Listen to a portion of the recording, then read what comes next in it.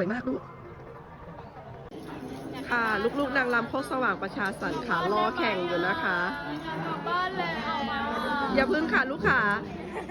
แข่งก่อนนะคะลูกอันนั้นนอนอยู่นี่คืออะไรคะหนาวมากเลยดูเพื่อนๆโรงเรียนอื่นดู